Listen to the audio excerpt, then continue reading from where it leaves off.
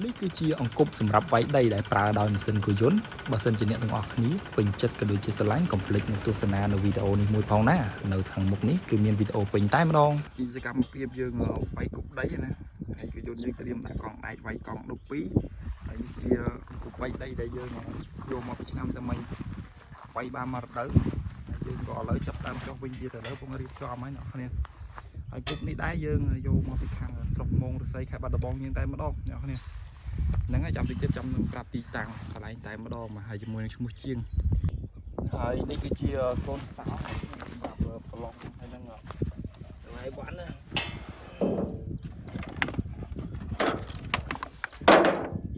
ពេលនេះខ្ញុំកំពុងតែតម្លើងឧបករណ៍វាយដីមួយដែលមានឈ្មោះថាអង្គប់វាយដីដែលបំពាក់ដោយម៉ាស៊ីនគោយន្តតែម្ដងបងប្អូនធ្លាប់តែឃើញ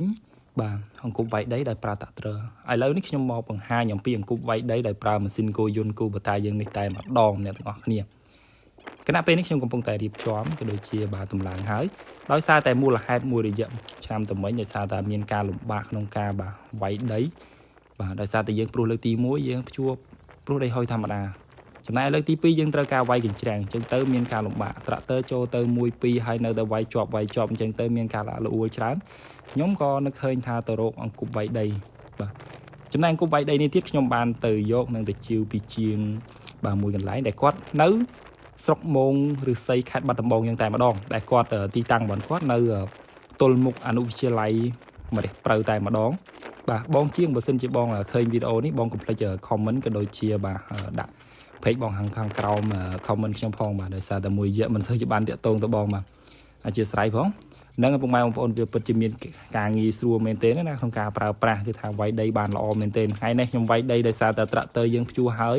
អញ្ចឹងទៅមានទឹកដក់អញ្ចឹងយើងព្រោះក៏មិនការធ្វើមិនកើតមានតែយកឧបករណ៍យើងទៅវាយបន្ថែមអូខេឥឡូវយើងតម្លើងបានហើយអ្នកទាំងអស់គ្នាចាប់ផ្ដើមចាប់កព្រាត់បាទហើយខាងនោះគេកំពុងតែរៀបចំកង់គោយន្តបរិណ្ដាដោយក្នុងការរៀបចំនៅឧបករណ៍របស់យើងហើយឥឡូវនេះយើងធ្វើការលើកទៅបំពាក់ជាមួយនឹងបាទក្បាលគោយន្តយើងតែម្ដងហើយបងខ្ញុំក៏ចាប់ផ្ដើមធ្វើដំណើរទៅខាងមុខហើយខ្ញុំចាប់ផ្ដើមអូសអង្គប់តែម្ដងអង្គប់ងាយស្រួលក្នុងការប្រើប្រាស់មែនទេបងប្អូនគឺថាបាទក្នុងការវាយដីនេះបងប្អូនអាចឃើញហើយនៅខាងមុខនេះតែម្ដងខ្ញុំដាក់វីដេអូពេញអ្នកទាំងអស់គ្នាបាទ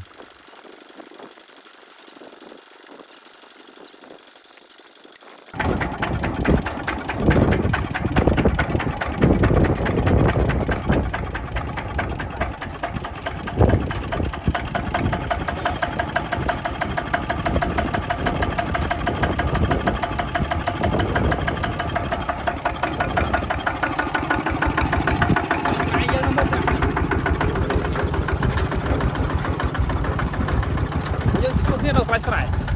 ហើយចូលដល់ស្រែធ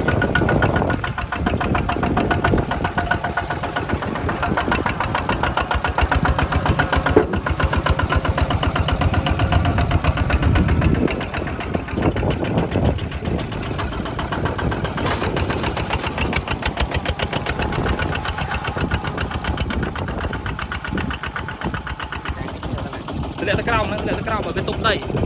ធ្លាក់ទៅពេកប៉ុណ្ណឹងហើយទៅសាក់ហ្នឹង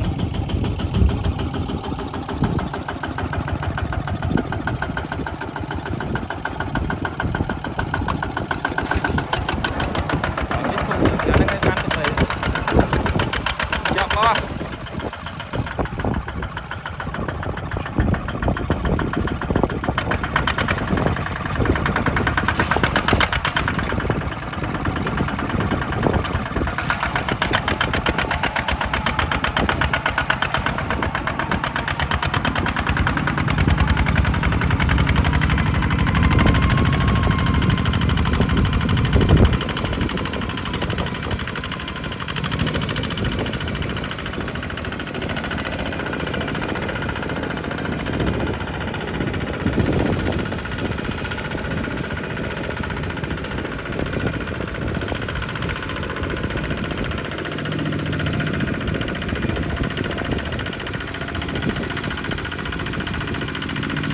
អាចណាស្ងួតខ្លះទួលខ្លះតនៀបខ្លះចឹងធ្វើឲ្យបាទខ្វល់នៅទូរបស់អង្គប់របស់យើងអញ្ចឹងបងប្អូនវាមានការខ្វល់ដូចបងប្អូនខ្ញុំឡើងបើកមិនអញ្ចឹងហើយបើសិនជាមានទឹកហើយអាចណារៀងតូចតិចឬក៏មិនមានអាចណាទេ ឬក៏មានតែស្មៅឬក៏មានតែភក់គឺថាដឹងតែឆ្ងាញ់ហើយគឺថាខ្ញុំវាយរីហើយបើឆ្នាំទៅមិញវីដេអូមុនមិនដឹងថាខ្ញុំបានបោះអត់ទេនៅក្នុង channel YouTube របស់ខ្ញុំហ្នឹងហើយពុកម៉ែបងប្អូន channel របស់ខ្ញុំឈ្មោះសុជា Farmer អ្នកទាំងអស់គ្នាអាចទស្សនាបានឥឡូវយើងចូលវីដេអូយើងវិញ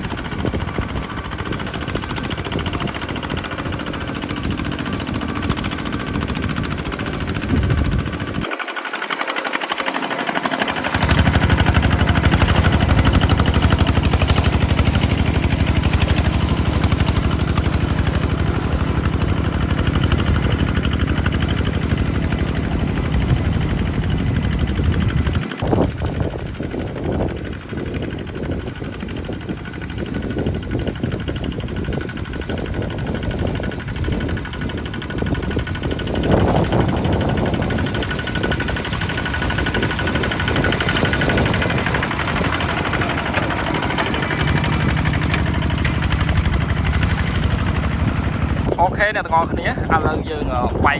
ទៅវាយបដ ாய் វាយនេះហើយបន្តិចទៀតយើងនឹងវាយទៅម្ដងខ្ញុំមើលថាស្មៅនេះវាអស់អត់បងប្អូននេះប្រភេទស្មៅហ្នឹងណាអញ្ចឹងសូមបញ្ជាក់អ្នកនរគ្នាកន្លែងណាដែលមានទឹកចេះតែមានទឹកអញ្ចឹងណាគឺថាទឹកតលិចហើយបាទនេះយើងរត់កាត់ទឹកមិញបាទនេះណា